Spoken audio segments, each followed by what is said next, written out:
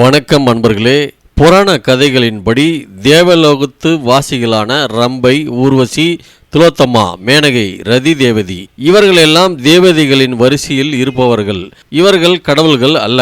இருப்பினும் இவர்கள் நல்ல தேவதைகள் என்பதால் இவர்களையும் நாம் பூஜித்து வணங்கலாம். அதில் எந்த ஒரு தவறும் கிடையாது.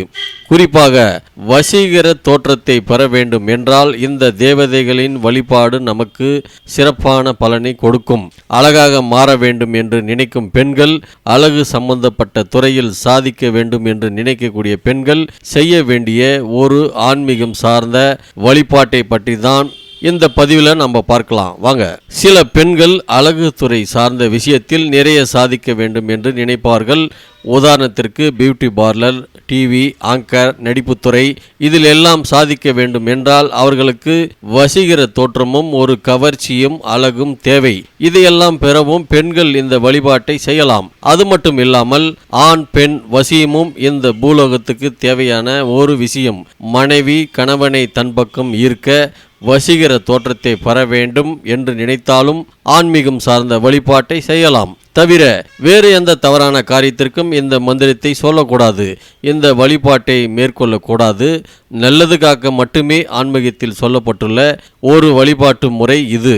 இந்த மந்திரம் ரதி தேவிக்கு உரியது. தொடர்ந்து 108 நாட்கள் பெண்கள் இந்த மந்திரத்தை சொல்ல வேண்டும். காலையில் எழுந்து சுத்தபத்தமாக குளித்துவிட்டு கிழக்கு பார்த்தவாறு அமர்ந்து ரதி தேவதையை மனதில் நினைத்து கொள்ளுங்கள்.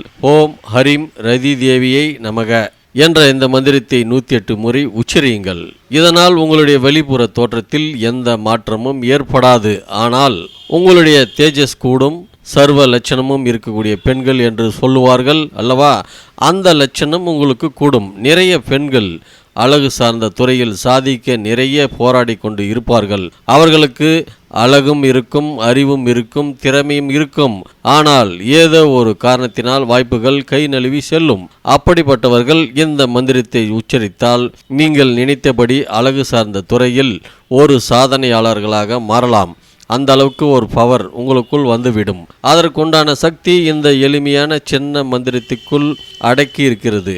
இந்த மந்திரத்தை நீங்களும் உச்சரித்து பாருங்கள். உங்களுக்கான பிரச்சனைகளை தீர்த்து வைக்க இந்த வீரபஞ்சம் நல்லதொரு வழியை காட்டித் தரும் என்ற நம்பிக்கையில் இந்த ஆன்மீக சார்ந்த பதிவினை நிறைவு செய்து கொள்கிறோம்.